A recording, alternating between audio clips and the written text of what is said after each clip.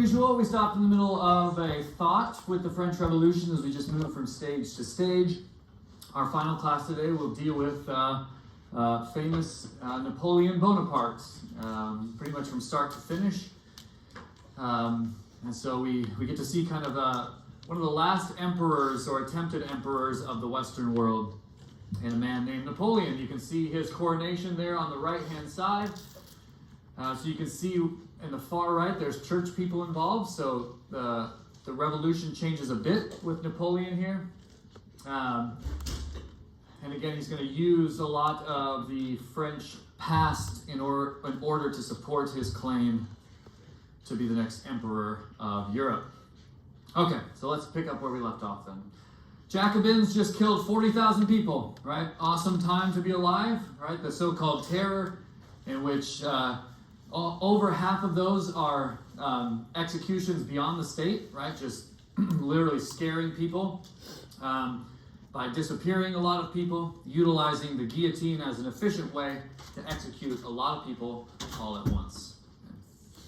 Now, as you can imagine, the terror was not particularly well liked, and it leads to essentially the rise of Napoleon in some different ways.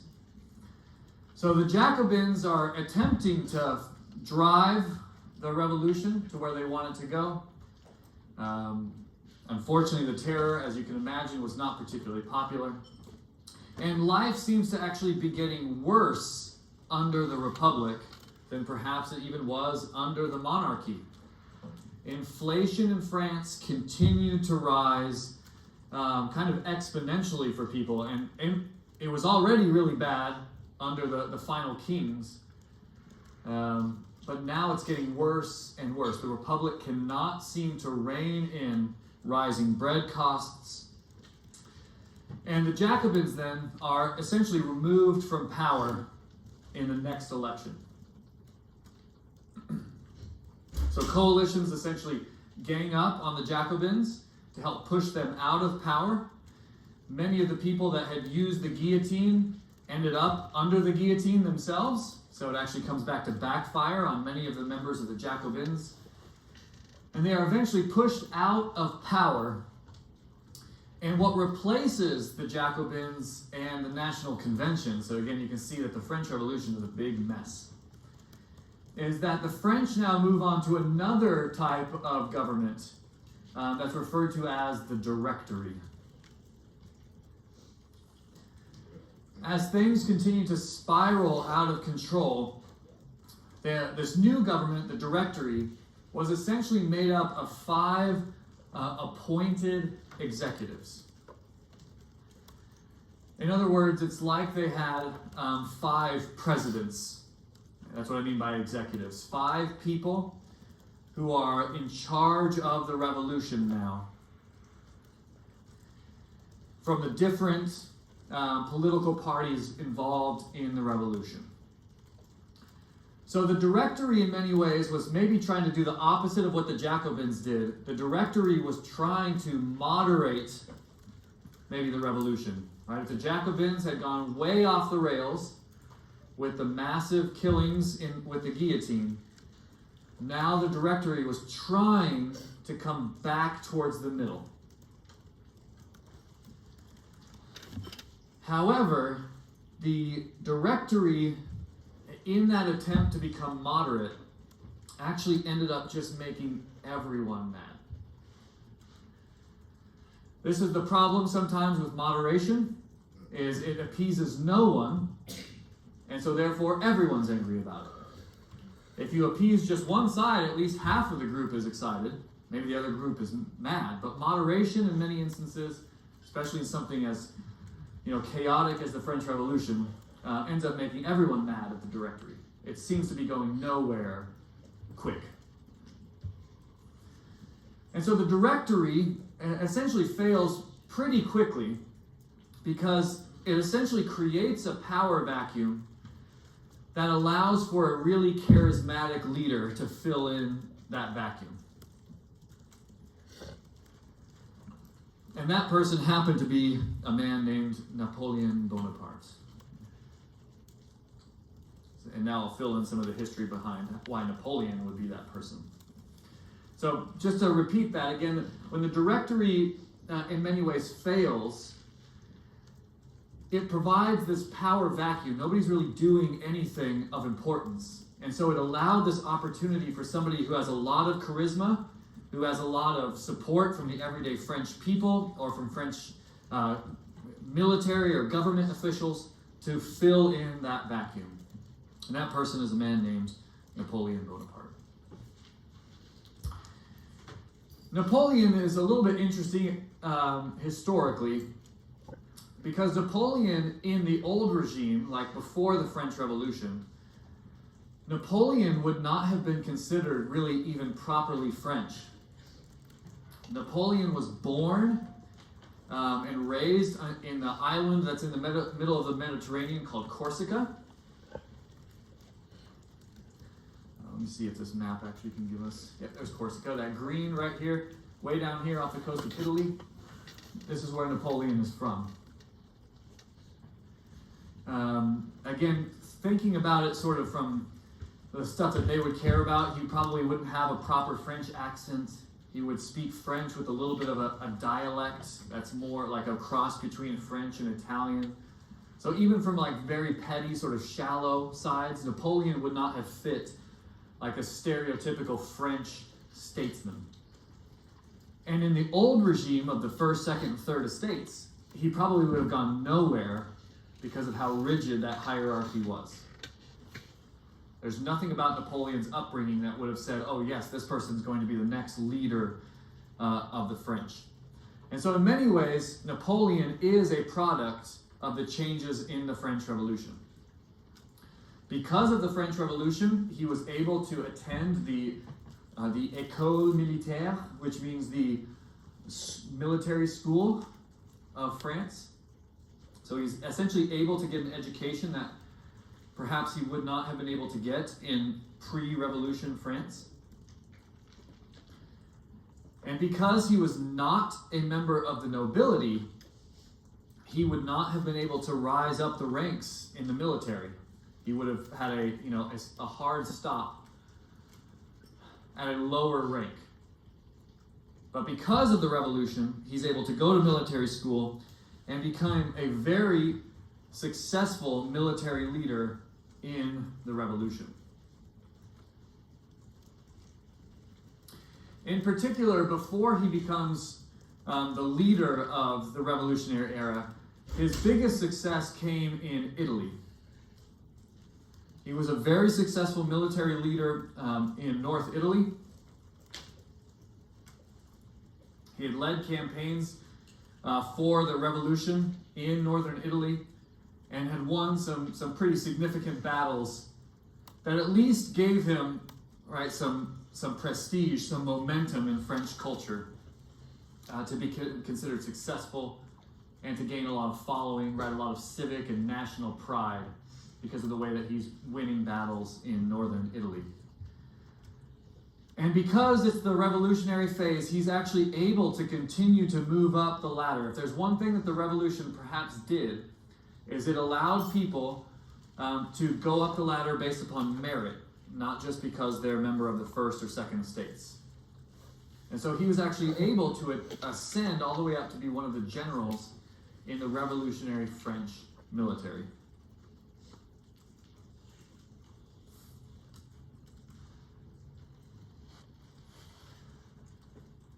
So in many ways, again, he's a product of the revolutionary changes. Some of these things may not have been able to happen before the revolution for somebody like Napoleon. Now in 1799, as the Directory is essentially failing, through a coup, and again, we can't go into all of this stuff, so there's a lot of politicking going on underneath this, as we've known throughout this class. It's never as simple as it seems. But the Directory essentially appoints Napoleon as a temporary consul, meaning essentially temporary single executive of the revolution in 1799. Now they are pulling from the Roman Empire. Again, you can see that if they're not going to be like this Christian empire anymore under the revolution, they're pulling from the Romans. Consul is a Roman term. All the way back from the Roman Republic, like the ancient Roman Republic. So they're appealing here to Roman history even, and giving him this title of this temporary sole consul. To make it more straightforward, you just have to essentially think to yourself that in this moment, he's kind of taken over the government as the single ruler, with the idea that it's only going to be temporary until they can get the government back on its feet again. But that's not what's going to happen. So he takes on, he's like the Sole leader. It's like he becomes president of the republic. But it's supposed to be temporary, but it's not going to be temporary. Yeah. Napoleon seems to have no intention, I should say, for this to be temporary.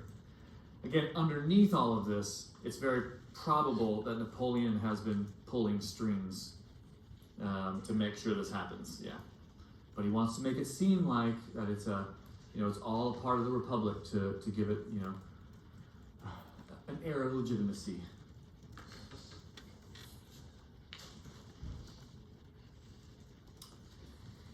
As temporary consul, he does something that's a little bit strange, which is he starts ruling by essentially popular vote.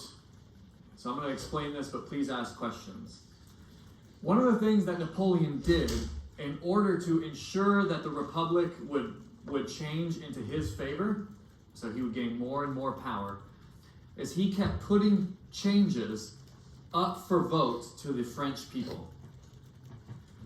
When you put something up to vote, that's called a plebiscite. That's the word at the end there. And scholars oftentimes use this for Napoleon's work. We would now just call it essentially a popular vote. Right? We do this in California all the time on the ballot. We'll have something up and all of us Californians get to vote on whether it passes or does not pass. Napoleon uses that in order to give himself more power, because it's easy in the 19th century, right around the year 1800, to manipulate the results. If you want to make it look like all the everyday French are on your side, put the vote out to a plebiscite and then manipulate how the votes go. They don't have this robust idea of checking votes, right? They don't have all of these different mechanisms to ensure safe, free, fair elections. So send it out to the people, and then it turns out the people are all on the side of Napoleon. Again, this is not a trick that has gone away. Usually in dictatorships, even to today, when a vote goes out, surprisingly, it's like 95-5, right, for the current dictator. Right? So this is not something that has gone away by any means, and is oftentimes used to say, hey, look, the will of the people is on my side. By sending it out, and then, of course, manipulating how the votes come back. That's called plebiscite in terms of what Napoleon here is doing. And that's how he chooses to govern. It's like if he says, you know what, let's do X, and then all of the other ministers are saying, no, I don't think that's a very good idea, Napoleon, we shouldn't do that. He says, well, why don't we let the people vote? Right? Instead of hashing it out amongst the other ministers with him, he says, well, let's just put it to the people. And then it turns out the people always tend to be on his side, surprisingly, and by huge percentages. So Napoleon seems to be manipulating underneath all of this. In 1802, again, by popular vote, the people love Napoleon so much that they choose to vote for him as consul for life. And they love him so much, he gets to be consul for life. Yes, Isabel? Did people like him at all? People did like him. Do people like him this much? I don't know. But he did his campaigns in Italy, was he doing them against Italy, or how? Yes, he's doing them against Italy for France. Yes, good. Yeah, the campaigns in Italy are against Italy for France. Yeah. Thank you for that question. People did like him, I did, it makes it seem like people don't like him, but he has brought prestige and honor to France by being successful on the battlefield. So he has a lot of support within the French people. But again, even as we know, people who are loved hardly get close to 90% of love, from the everyday people. So once you get into that 90%, you're like, I think something might be fishy here, especially if it seems to be happening more and more. And if it just so happens he's elected, to be consul for life, he'll never have to step down now. It seems a little fishy, Angie. So I understand, so Yeah. the vote wasn't really sent to them, or I'm just confused? No, it was. It was sent to as a plebiscite. Yeah. To just the French people? Yeah. Mm-hmm. And then you take the votes and make it seem like those matters? Yeah, it would. He'd do it, behind closed doors. You don't have to have all these complex mechanisms, right? And then just say, "Look, the people are on my side." Because he only a single person. Yeah, yeah. So it's a common way of manipulating governments even to today. Just Google it sometime, like dictators and voting, and see what see what shows up. So in 1802, he is elected consul for life. And underneath all of this is Napoleon is trying to illustrate, or let me put it a different way. Napoleon's trying to pretend like he's living in a democracy. I put these votes out to the people, and the people voted. Why would we overturn the will of the people? And look, they seem to be voting, overwhelmingly in my favor. And then in reality, he's a dictator. He is manipulating the votes, right? Manipulating the government, pushing things that seem to be benefiting him, specifically in the revolution. So, it seems like it's a democracy, and in reality, he is manipulating the situation significantly.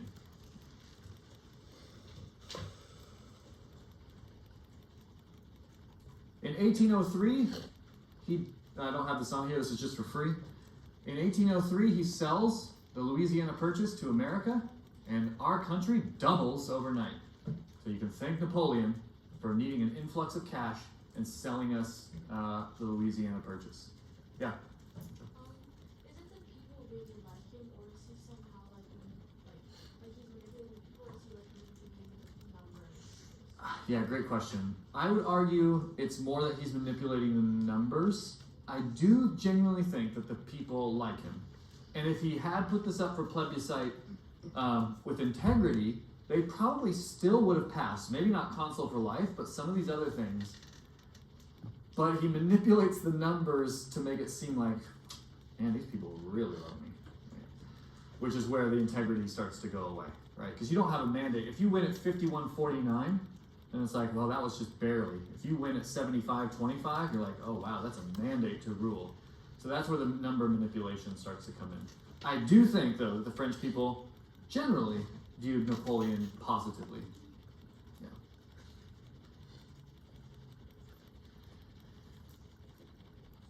Well, if he's just continuing to give himself promotions, why not just keep going? And in 1804, he becomes Emperor Napoleon I. And here is the depiction of his own crowning. So now, in a strange turn of events, the French Revolution, which only a few years earlier had beheaded their monarch, now has an emperor. So you can see this is not like the American Revolution. Right? The American Revolution might have overturned a lot of things, right? Might have started a whole new country, right? Set the world in a total different trajectory, but it's not a big mess like the French Revolution has been. They don't really seem to have a clear goal. There's factions that are fighting, so it depends on who's in charge. And now that Napoleon is in charge, now he gets to be Emperor Napoleon I. Yes. Is there no other person coming forward and talking about his land going to he's an outsider? Yeah, he's an outsider, yeah.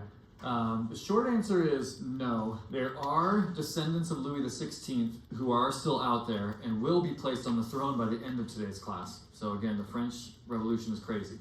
So there will be another king from that same dynasty later on. But at this point, they're very, very weak. That claim to the throne has kind of been humiliated by the first and second phase of the French Revolution because Louis XVI got beheaded.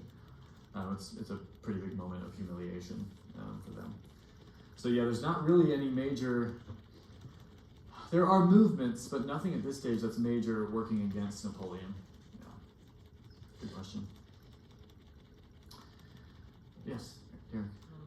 Who's gonna just like who's crowning him? Like the Pope needs his crown. Yes. The Holy Roman Emperor is not gonna just Yes, great question. Who's crowning this guy? Anybody know who crowns Napoleon?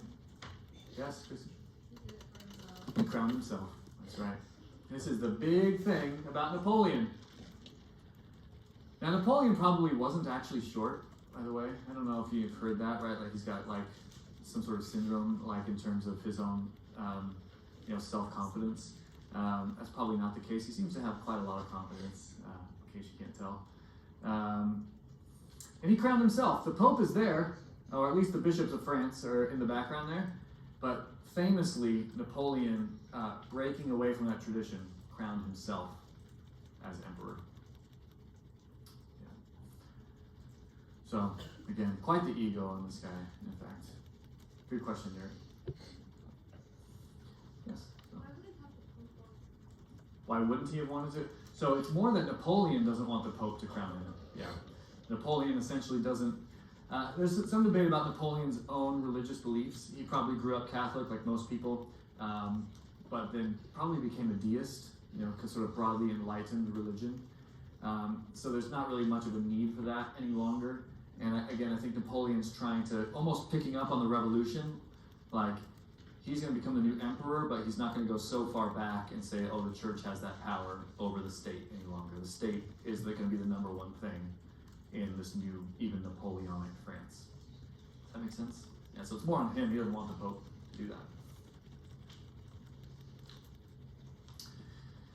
So then Napoleon begins his march throughout Europe. Again, forming one of the final emperorships, perhaps, of our early modern period. Of course, it depends on the 20th century, whether you think somebody like Hitler was trying to reproduce an empire, or if the USSR was trying to create an empire or something along those lines. But this might be one of the clearer sort of empires, the final empires attempted in European history. So speaking about the Holy Roman Empire, one of the first things Napoleon needs to do is essentially to check the power of the other claimed emperor out there. The Holy Roman Empire still exists, right? And he needs to check their power. And so Napoleon, as you can see, moves east and begins his conquering of the western part of Germany. Okay, so he moves east from his perspective, but it's western Germany, right, that he conquers. Russia, which again, we bypassed all of Russian history in this class, but they're going to come in and just for this last little second. Russia and the Holy Roman Empire allied against Napoleon, and we will see several different allies coming together in this final phase. And in the early sections, again, you can see in 1806, he's over close to Leipzig up there. Again, I'm not sure if you can really see it, but right above where it says Confederacy. 1805, he's won at Ulm. And so he's taken on an alliance of the Holy Roman Empire and Russia, and he's extremely successful. And again, in a huge moment in Western history, Napoleon defeats his rival emperor, and on August 6, 1806, the Holy Roman Empire comes to an end after 1,000 years.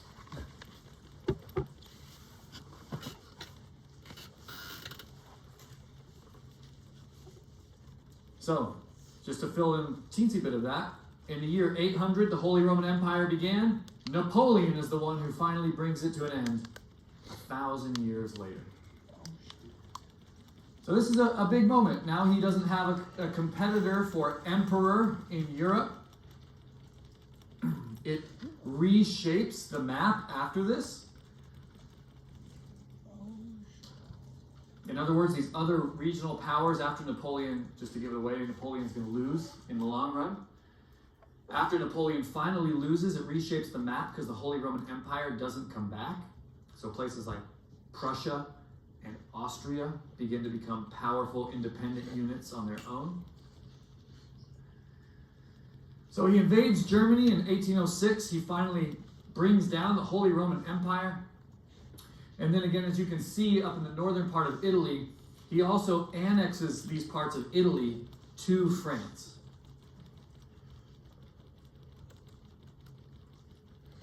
So those lands that he had conquered as a simple general, he now annexes them to become a part of France, and you can see that it becomes the Kingdom of Italy, a French-controlled kingdom.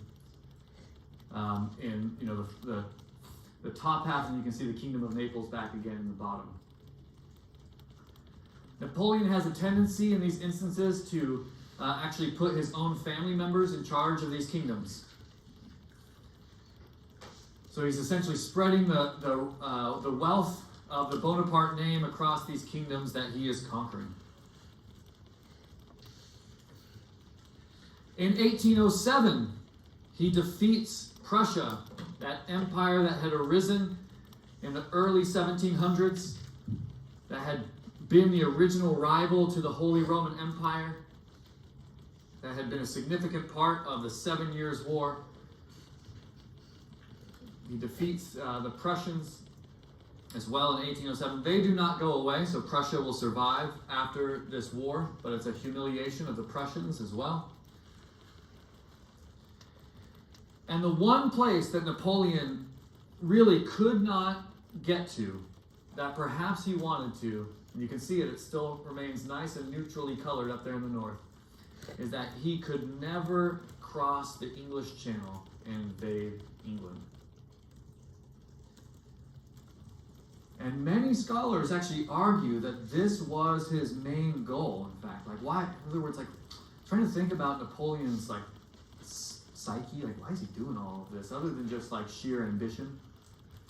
Some scholars argue that perhaps getting back at hundreds of years of animosity between the English and the French, perhaps even just within the last 50 years, if you're thinking about the 7 Years' War and the American Revolution, that one of Napoleon's big goals was to cross the English Channel and to actually make land in England, and he was never able to do it. And this might shape, again, how the war continues, or even what was Napoleon really trying to get at. For many scholars, this was actually his real goal. He wanted to conquer England to prove just how powerful he was. England really can't be conquered at this point, so if he could do it, that would have proven he was the most powerful emperor. Even the Holy Roman Empire never conquered England. But Napoleon's not able to do it, and the English are going to be his biggest thorn in his side. If you go to modern-day London and you just walk around, the Napoleonic Wars are like everywhere in the city of London. Anybody been to Trafalgar Square in the city of London? Trafalgar Square is the one that has the big pillar. It has the National Art Gallery there, and Big Ben is like behind you. Trafalgar Square is named after the Battle of Trafalgar, in which a British fleet defeated a French fleet during the Napoleonic Wars. And that whole square is in honor of that English defeat of the French in Trafalgar. And that's like the center point of British culture at this point. And in fact, again, England is by far the biggest thorn in his side. England begins to essentially blockade the French. It's the one thing: the English have the most formidable navy in the world.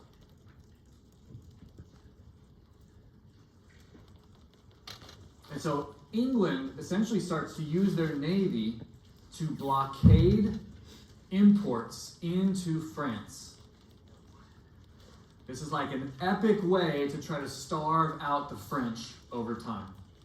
It's not overnight, but if the French can't get supplies from either their leftover colonies or their allies, eventually, the hope is, of course, they will run out of supplies. So this is a huge way. It's going to be very hard because smuggling is very common in this time. So it's going to be very hard, but it's a way to essentially bring Napoleon down by throttling his resources.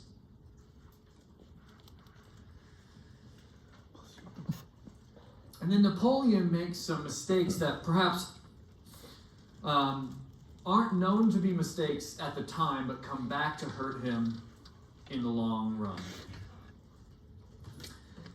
One is, in response to the English naval blockade, he essentially comes up with his own economic system called the continental system. And what this is getting at is that Napoleon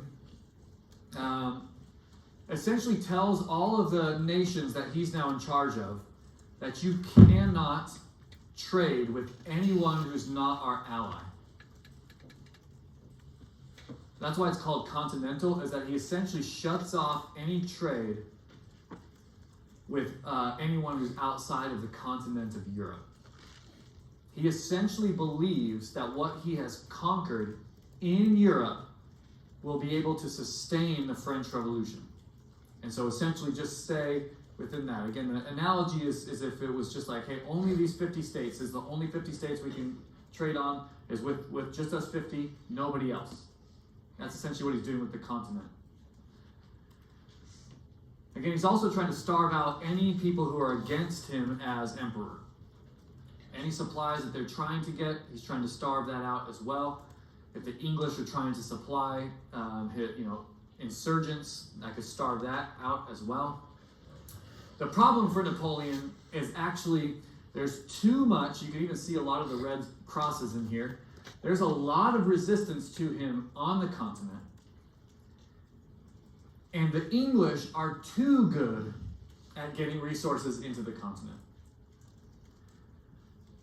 So, again, in other words, his mistake is that he's trying to keep it too local, but there's not enough in there, not enough support within the continent to help him. He actually should get things from his colonies or the other nations. He should have kept free trade going, because he's actually accidentally starving himself out. And the English are super good, actually, at smuggling resources to his enemies on the continent. He thinks he can do it, but it's just too porous. There's too many holes that the English are able to essentially infiltrate to get resources to his enemies. Yeah. Do you mean the English were good at getting to the enemies? For example, you mean like people inside? Yep, it's the people inside the continent, so that he already conquered, but don't like him, right? He's conquered people that don't like him. The Spanish in particular do not like Napoleon. Yeah. The English are saying, hey, let's get resources. And the French are trying to block this out, but they just can't do it. They're not good enough to compete with the English smuggling system that they've developed into the continent. So this was a big mistake. He's accidentally starving himself out, thinking that he could keep himself going by just what's there in the continent. So you add the blockade, and then his own choices, his own economic and trade choices. He's starting to starve himself out. And then it seems like Napoleon is too set on becoming a true Roman emperor. And this was a big mistake on his part. Perhaps his ambitions were far too large for his own good.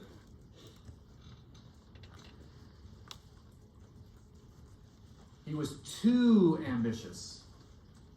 And there's another nation out there that also considers itself a part or like a continuation of the Roman Empire. Does anybody know what other nation at this stage considers itself a third Rome? Yes, Isabel? Not Austria. They're the ones that just fell. But they would be, they're like the second one. Good guess. Yes? Not Italy. Another good one. We haven't talked about them at all, so you have to... Yeah, Lynn? The Ottomans? No, not the Ottomans. Oh, you're so smart. All of you are so smart. You know what? Not Prussia, but you're so close. Off by one letter. Russia. That's right. Russia. Moscow, by the Russians, is actually considered to be the third Rome. This is before the Bolshevik Revolution. that we talked about the other day, Corwin. And the leaders of Russia, what did they call themselves? You remember? Anybody actually know? Tsars, which is a transliteration of the word Caesar. T-Z-A-R. Now, I mention all that because it seems like Napoleon wants to compete with that in an unhealthy way. He wants to conquer the Russians as well in order to be the Roman Empire. He wants to recreate Rome in a way that's going to cause him to make some really bad choices. So he's accidentally starving himself out, and he's got something in mind, it seems, that's irrational, too big for what he has available to him. And Russia, as we'll see, is like impossible to conquer at this stage. However, he does move down, and in 1808 he invades Spain. And you can see that Spain becomes a kingdom down there in the south. However, this was also a mistake in the long run because the Spanish... Oh, I'm sorry, Nick, is your hand up or no? Oh, yeah, go ahead. I'm sorry, before I just keep yapping. Go ahead. So they don't have all these resources, but he has conquered and taken all this land. Is it that he's taking it too fast, that they just don't have enough farming land resources that can just wait for years? Yeah. Because, I mean, he's just taking it too fast and there's nothing there. That's right. And again, you can think about the amount of soldiers that you have to feed constantly, right? He's pulling troops from all of these different nations, so he has a humongous army, which I'll give you a little bit of stats on that in just a second. You're in a different world in which maybe they started importing, right, as they become slightly industrial. They're importing too much, and now he's trying to rely on the inner part of the continent, but that I don't think that's sustainable any longer, especially with the English blockade. Yeah, Abby. So, just to go back a little bit, Yeah. him wanting to remake Rome, Yeah. is that he wanted to conquer Moscow because it's seen as the new Rome? It's seen as the third Rome. Yep, exactly. So part of his desire is to, maybe another way to put it is he's taken out the Holy Roman Empire, so he doesn't have that emperor, but the czars in Russia are claiming that they are a new version of Rome, and he doesn't want any competitor for who is the Roman emperor in the West. So I think it gives him an irrational view of what he's going to, if he conquers Russia, right, he'll kind of take that status, which is going to be a terrible mistake on his part. Yeah. Does that make sense? Yes. And Nick, did that make sense for your question as well? Yeah. Yes. Were the people in France like supporting what he was doing, Yeah. taking over all of this? Yep. All these other countries on Generally, yes. There's always lots of people who disagree with what he's doing for sure, but generally, yes. You'll see that Napoleon's got a lot of support. Again, maybe I made it seem too negative that he's manipulating a lot of stuff, but you'll see within the French, he's got a lot of support. Now, when he invades Spain, again, this is a mistake that's going to play out over the course of the last parts of his reign. But he is severely opposed by the Spanish people. He still claims he conquers it, right? You can see he annexes it. It becomes green. He places his brother Joseph as on the throne of Spain. But the Spanish people do not accept his claim, and they fiercely oppose him. And so this section in Spain is oftentimes given a subcategory called the Peninsular Wars, right? Essentially thinking about, you can see that even all the way over into Lisbon in 1807, that the Iberian Peninsula, which is Portugal and Spain, revolts pretty significantly against Napoleon. And so this area becomes a subsection of the Napoleonic Wars, which is called the Peninsular Wars. Yes? What were the two areas that were part of the peninsula you said? Spain and Portugal. That whole landmass is called the Iberian Peninsula. Yeah, it's confusing. But Spain and Portugal, that whole area is called the Iberian Peninsula. Hence the Peninsular Wars. Yeah. Does it actually have it on there? No, it doesn't have Iberian Peninsula, but you can see Portugal and Spain.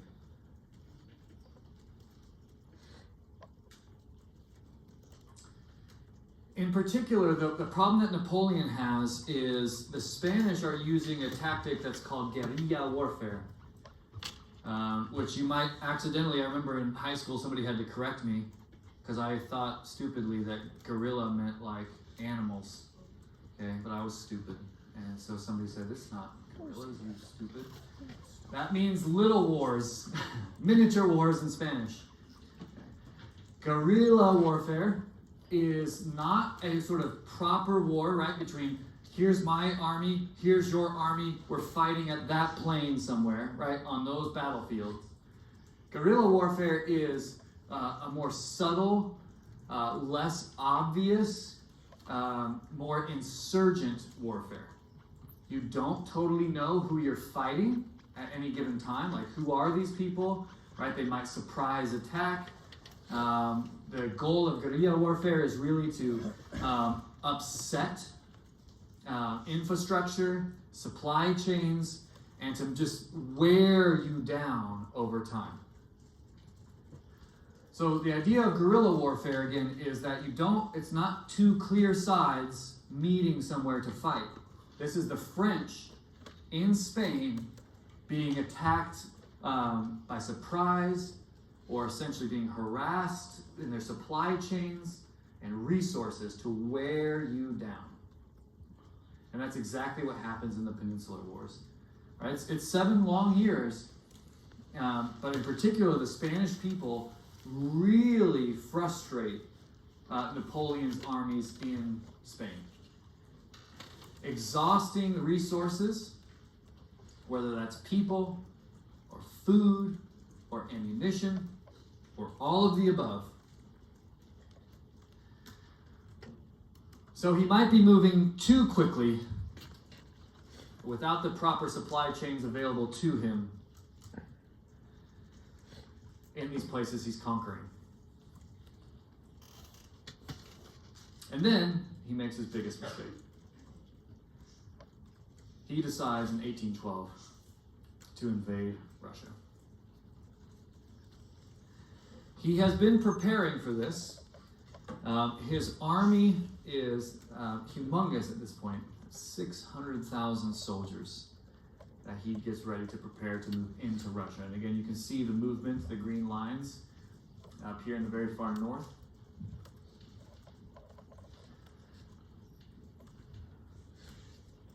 It seems like Napoleon does not understand Russia, particularly the Russian climate, the way that he should for such a huge invasion force. Because in 1812, as you can see, he moves deep into Russia. However, this seems to be a ploy on the part of the Russian army. Let Napoleon's soldiers get deep into Russia.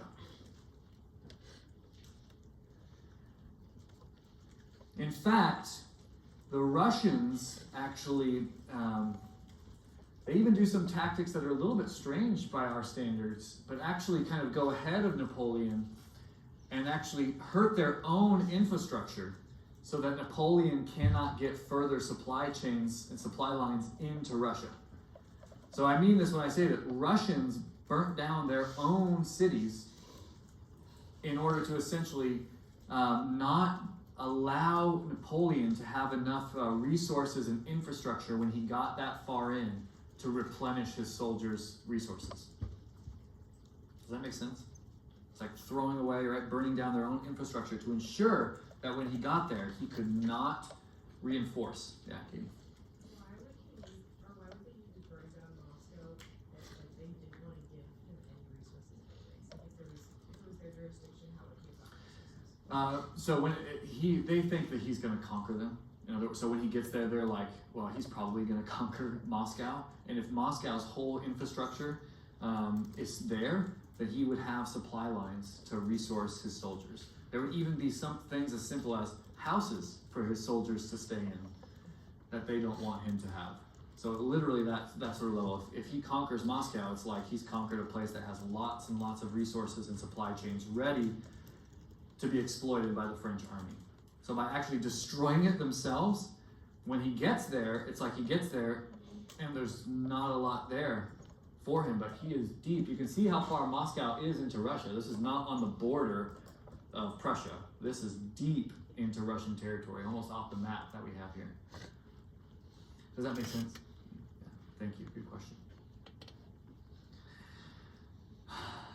And so Napoleon gets there, and instead of like claiming that he's conquered and just returning to France, Napoleon makes, and this is where his ignorance or pride, I don't know how to explain this, but he makes a really, really bad mistake. Because he should have gotten to Moscow, maybe in the fall, conquered, did whatever he needed to do, and then just turned back and headed back to Central Europe. Because what's notorious about Russia is its absolute brutal winters. And the French allied armies, or the French armies with others from these nations, are not prepared for an absolutely brutal winter. And this is his big mistake. This is perhaps what the Russians were hoping. If we just make it hard enough for him, he will wait too long to turn around, and the winter will take out most of his soldiers. Because that's exactly what happened. By the time he makes it back, half of his army has died. That still leaves him 300,000 soldiers. I mean, that's significant. But losing half of your soldiers on not in like epic battles. There were battles, as you can see, but because of the brutality of the Russian winter, was a great play that the Russians made against Napoleon. Again, did he just not know? Was he arrogant? Did he think nobody can beat me at this point? Again, a lot of scholars sort of argue about how did he not realize that this was going to happen. Either way, the result's the same. Half of his army is killed. Again, some through battle, but many due to the absolutely brutal Russian winters, because he does not turn back quick enough. And this is when other European powers pounce on Napoleon.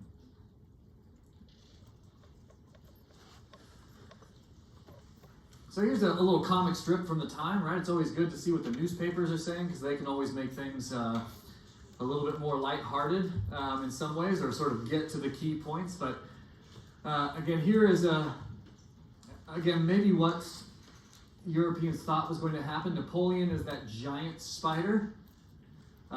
This is coming from the perspective of the British, by the way. And around, or in his body, it says unbounded ambition. So that's for them what's guiding Napoleon. Unbounded ambition. And at that point, he's currently eating a fly that says the Spanish fly. And so clearly indicating that Napoleon has just conquered Spain, right, and is eating it. But look at all the other nations he's got caught in his web. The Portuguese are towards the end, the Dutch, the Germans, the Prussians. You can see, of course, it's from the nice British that they're outside, they're the fly way out there on the side, outside the web. And they're looking nice and regal, right? He's got his nice little wig on. And essentially the fly is saying, I'm not going to get caught in your web. You can even say, or see, over here in the far right hand, there's a fly that's called the Pope fly. And even he has been caught in the outer edges. And he says, I'm afraid I too shall be dragged in. So this is, again, the way that the British viewed this, right? That Napoleon is a giant spider who is catching all of these nations in his web and devouring them. But, of course, from their perspective, they're going to be the great liberators of Europe. Because now, after the 1812 campaign, is where the end begins for Napoleon. In 1813, there was a major battle that's oftentimes referred to as the Battle of Nations. This is when many of these European nations have come together to fight back against Napoleon.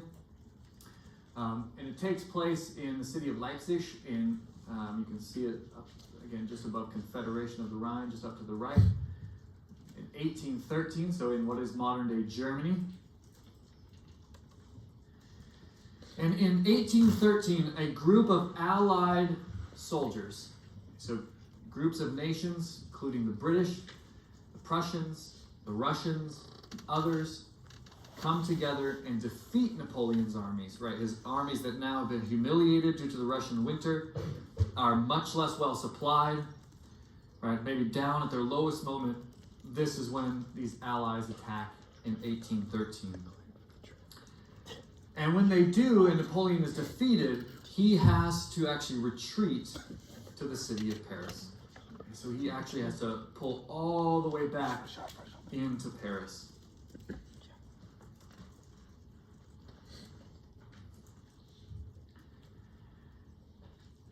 And there, in 1814, Napoleon is captured. So the very next year, you can see it's a very quick, it's 2 years, of course, but 1812 he fails in Russia, 1813 he fails in Leipzig in Germany, 1814 he is captured in Paris. And there, the Allies choose to send him to an island in the Mediterranean. He is exiled to an island called Elba. This is a very passive-aggressive move on Europeans. Elba is right next to Corsica. So you could think about Napoleon having to be exiled in a place where he can see his hometown, right? He can see where he grew up from the coast, but never being able to go there. Right? Very passive-aggressive on the part of Europe. Like, we're going to exile you, and guess what? You'll never be able to go home again. But you can see it for the rest of your life.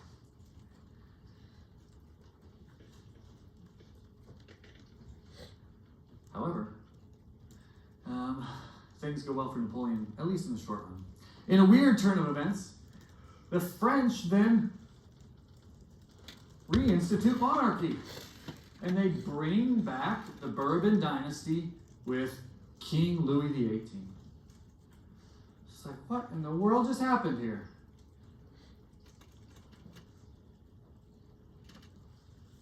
It's been, 25 years since the revolution began? But now, we are back to where we started. Back to the Bourbon monarchs, back to a Louis, this time Louis XVIII. However, Louis was a weak and ineffectual king. And Napoleon knew this. So he might be, maybe the Allies maybe were trying to be passive-aggressive by sending him to Elba, but they might have made a bad choice because he could get news easily from France in Elba. And so he knew that Louis XVIII was weak. He knew there were ways to exploit Louis's weakness. And in a crazy turn of events, in 1815, Napoleon escapes exile. He smuggles himself out of Elba.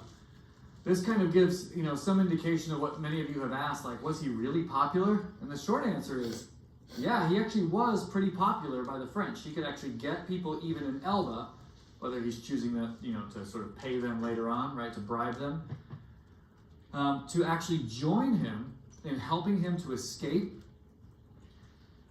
And he returns to France in 1815 with a group of soldiers. It's only about 1,000 soldiers at first. So it's not that many, but he essentially is able to come from the southern part of France and work his way all the way back up to Paris. So he smuggles himself out of Elba, returns to France, and gets all the way up to Paris. And there in Paris, he reforms his army. This is where he brings back, again, people who still are loyal to him, people who still believe in his mission in terms of his version of the revolution and his version of France. Yeah, go ahead, Isabella, sorry. Do you think he was a really good military leader in the sense that he was on the side, but even though he was exiled, he didn't have a lot of credibility? Yes, yeah. This is one of the things that with Napoleon, again, because people choose to intentionally try to belittle him, this is a very British view of Napoleon, is that we inherit this idea that Napoleon was just a, he had poor self-esteem and, all that sort of stuff. Again, I don't know if you grew up, I grew up with this idea that Napoleon essentially has short man syndrome. That's the way it was taught to me. I just thought that he was short. Yeah, but he's not. I thought that's what Yeah, he's not. Yeah, I mean, in his context, he's not that way. But this is a British understanding of this because the British defeated him and they wanted to demoralize him, if that makes sense. So yes, Napoleon nowadays is very much recognized as an excellent He's shorter general. than you. He might be way too ambitious, but he's an excellent general for sure. Yeah. So during all 5'5". this time Yeah. that he's Actually, exiled, what's all your these name lands again? he conquered, Yeah. when they go back to Well, we just Raise- need to hang. Yeah. Ray's girlfriend? No, what's Ray's your date name? is Napoleon. No, yeah, it's a great point. Yeah, Then what? after Oh, he it's escapes back from Oh, yeah, from Elba, he has like the Allies have begun to Ray's refashion date is Europe Napoleon's height. into the Europe that we inherit in the 19th century. So he really does not have Livy Dart. the support So, that he needs. is to retake Napoleon this, shorter yeah. than Ray's girlfriend? Not nothing. Oh, This oh, map no, would no. not be I for just said him that. at that Right. stage. Yeah, Wait, what's good questions. She was like 4'2". Dude, that's fucking crazy. So he reforms his army, and then he decides he's going to invade Belgium. Oh, wow. Modern day Belgium, which is right on the sort of northern part, if you take London and just sort of cut across the English Channel.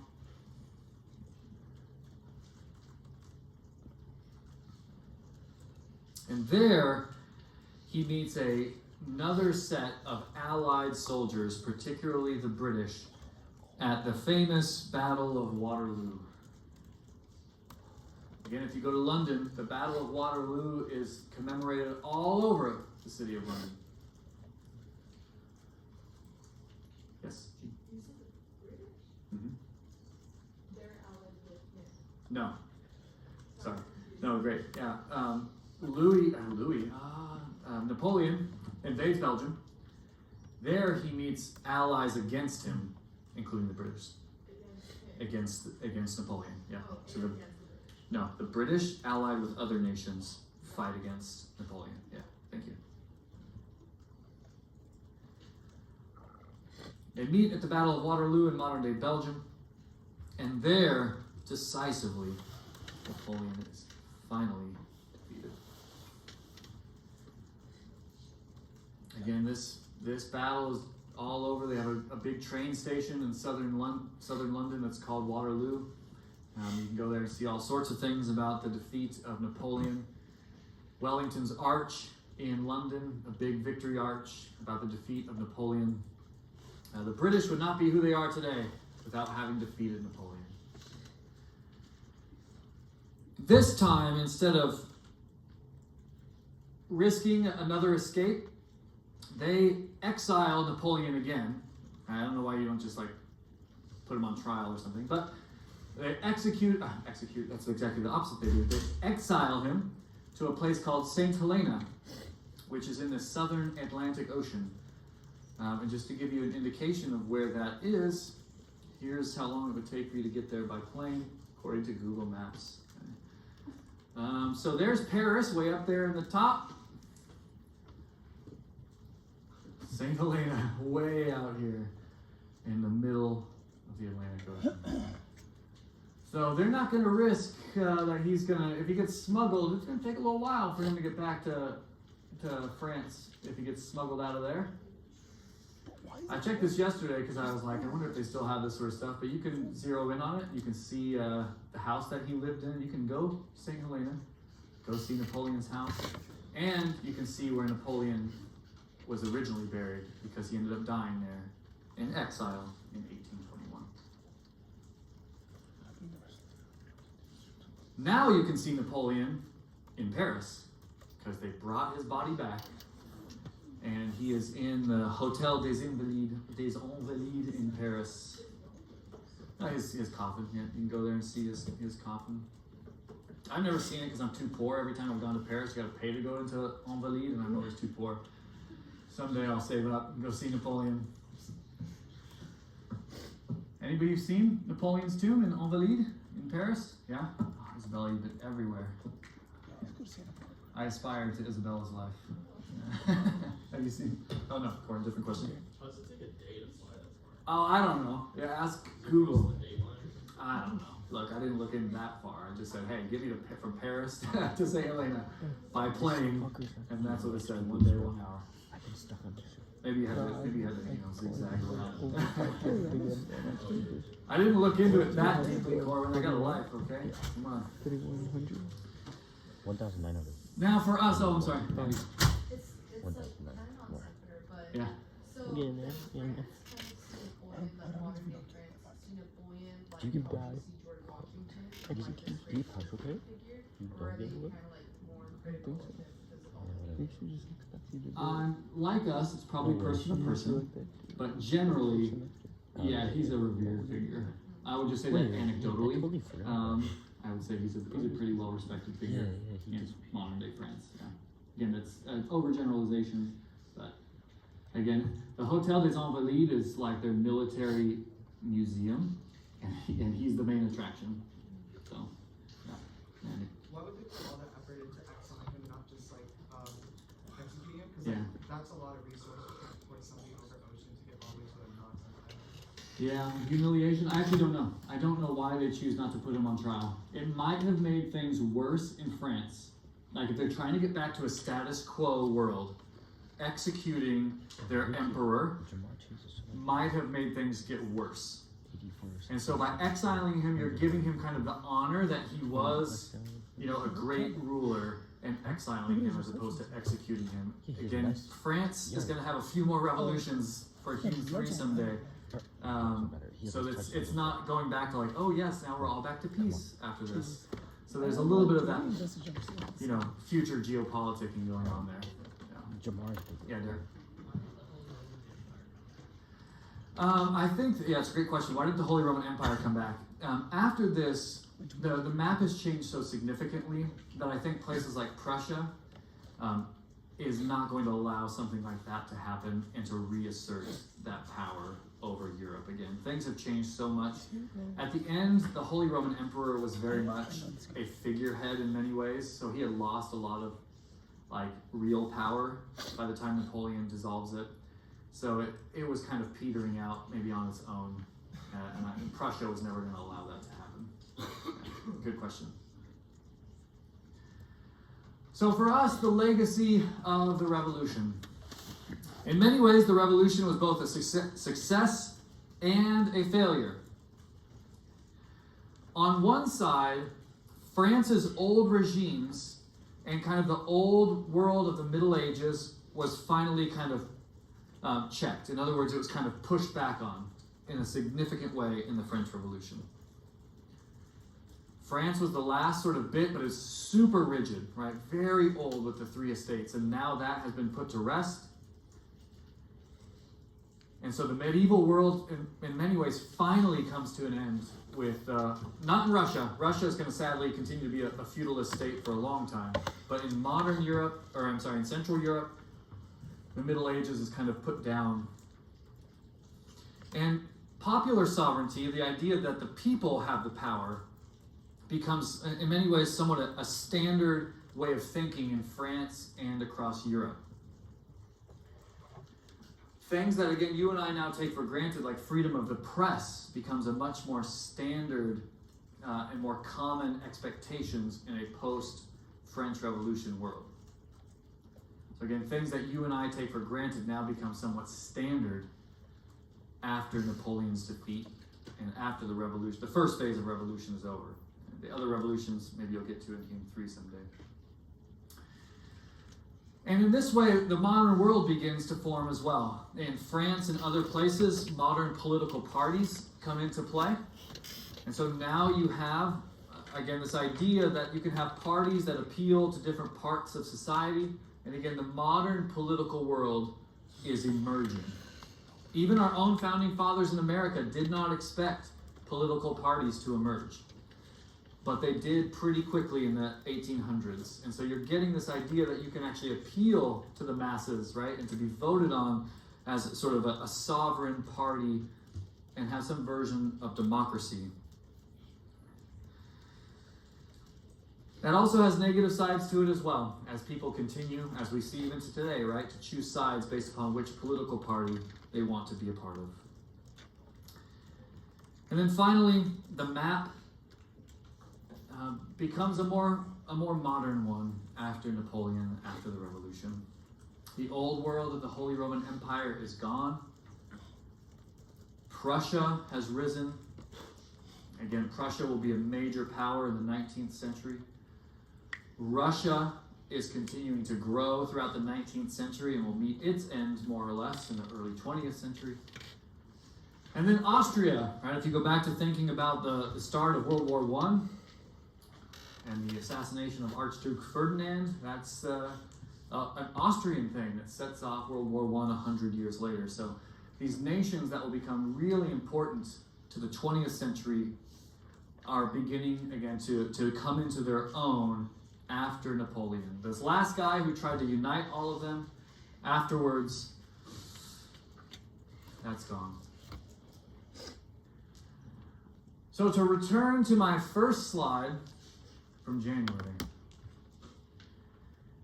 I titled this class Hume 2:12, The World Falls Apart. And I think I proved it, but let's see. 1, the year 1300, Catholic Church unified all of Europe. By the year 1815, there were many versions. Actually, let's go through these. Right, 1300, Earth was at the center of the universe. By 1300, Europe was the center of the earth. In the year 1300, God was very active, punishing and blessing all the people of Europe. The year 1300, kings were ruling over all of Europe. And in the year 1300, Europe was consolidating around the church and around these monarchs. 1815, you can be whatever version of Christianity you want. All these nations have broken up and chosen for themselves. We all now know, obviously, that the earth rotates around the sun. That's obvious in the year 1815. Man, the world is much bigger than they thought. And they now live in a truly global society that's going to continue to globalize more and more. God is viewed as being distant. He doesn't really interact with you and I. That's irrational. A rational God lets the mechanisms of the universe work as he saw fit. Monarchies are gone and democracies are emerging, especially with this new American experiment. And the old world is gone, and a new world begins. So that's why, in this 500-year period, I would argue, the world fell apart. And now, beginning in the 1800s, the world is going to remake itself into what you and I inherit today. But you'll get all of that in Hume 2:15. So you have everything you need to get A++ on the final